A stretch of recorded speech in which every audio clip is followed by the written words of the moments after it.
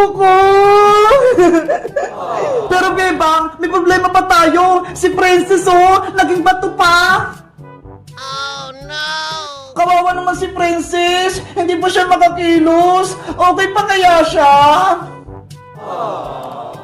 Magic Lola, tulungan niyo pa po kami. Ibalik niyo sa pagiging tao si Princess. Nako, mahirap nang mabuhay si Princess Iska. Tumigas na yung puso niya, kaya malabong mabuhay pa siya.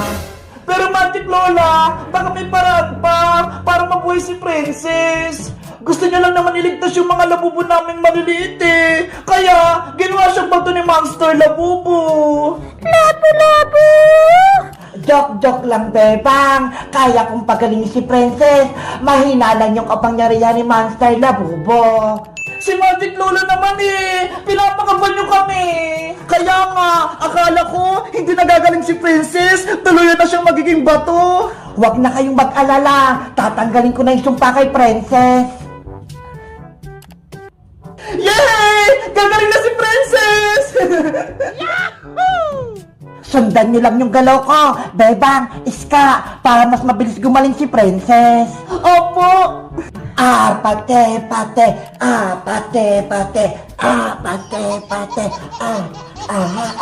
Hala, ayun yung sayo ng Bini Magic Lola eh. Huwag kang maingay, Bebang. Sundan mo lang yung galaw ko. Opo. Pate.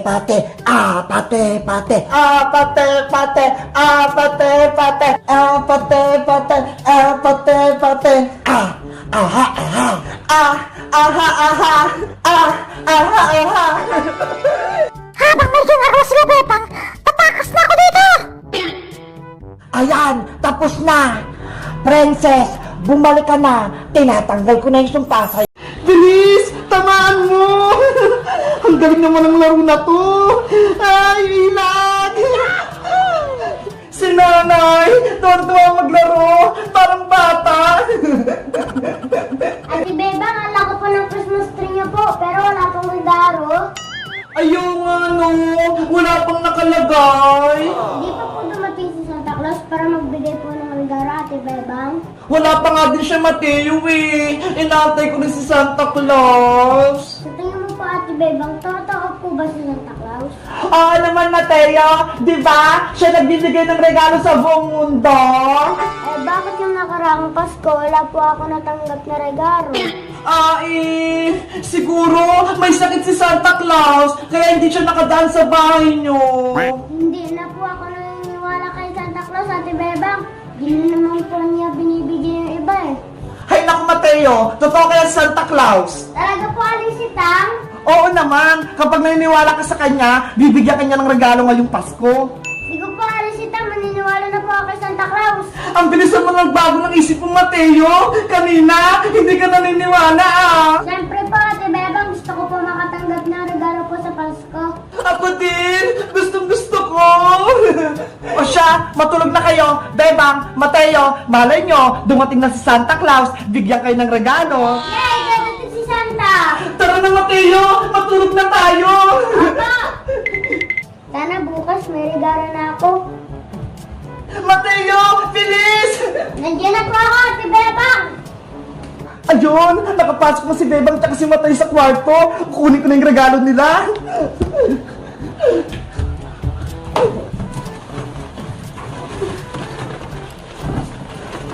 Mabuti na lang, nakabili na ako ng mga regalo. Ilalagay ko na nga sa Christmas tree. At yung regalong to, para to kay Bebang. At itong isa naman, para kay Mateo. At itong isa, syempre, sa akin. Ho, ho, ho, ho, ho, ho. Ate Bebang, narinig ko po si Santa nasa labas po. Bilis, Mateo! Tingnan natin si Santa Claus sa labas! Ho, ho, ho, ho, ho! Merry Christmas! Ate Bebang, si Santa Claus nasa Christmas tree. Tara! Punta natin siya para makita natin si Santa Claus! Hello, Santa Claus! Ay, wala si Santa Claus. Nakaalis na siya. Mateo! Tignan mo! May regalo sa Christmas tree! Wow, ang galing! Bebang. 2 Aris Itang. 2 Mateo. Ate Bebang, naligaro na po ako. Sabi ko sa'yo, Mateo eh! Totoo si Santa Claus! Binigyan niya tayo ng regalo! Mabuti na lang, hindi nila ako nakita. Thank you, Santa Claus, sa regalo. Bubuksan ko na lang to sa Pasko. Guys, binigyan ako ni Santa Claus ng regalo. Pati si Mateo, binigyan niya din. Sa tingin niyo, si Santa Claus kayo nagbigay ng regalo? Mag-comment lang kayo kung naniniwala kayo sa Santa Claus. Bye-bye!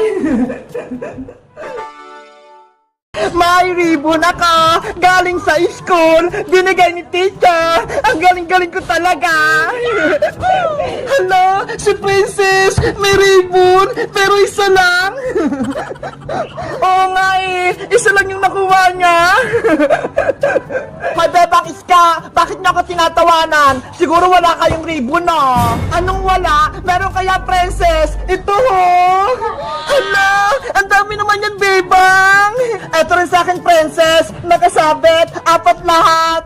Wow! Ang dami mo ting ribbon, Iska! Marami akong awards kasi ginalingan ko sa school. Si teacher nga eh, binigyan pa ako ng medal tsaka certificate kasi high honor ako. Ako din, may certificate with high honor. Ay, nakakaingit naman kayo. Ang dami niyong nakuwang ribbon, pati certificate. Ako isa lang. Panigurado matutuwa sa akin si nanay. Marami akong ribbon, tapos may medal pa. Bebang, pwede ko bang makita yung ribbon mo, tsaka medal mo? Titignan ko lang. Okay, wait lang, tatanggalin ko. May naisip ako. Eto, Princess, oh. Wow, ang dami.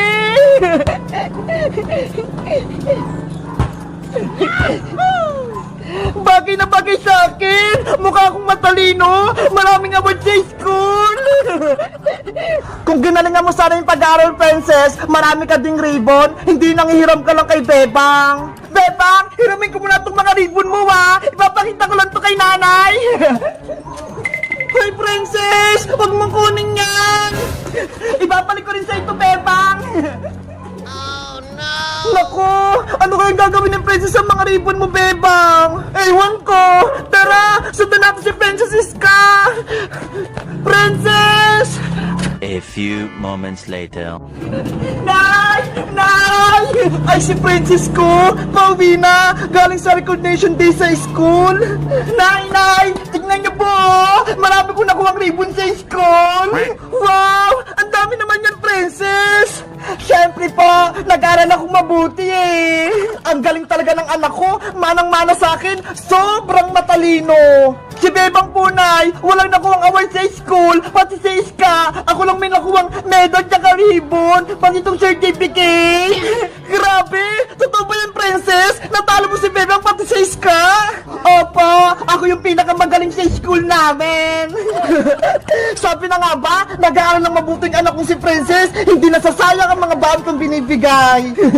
Ang saya-saya ni nanay.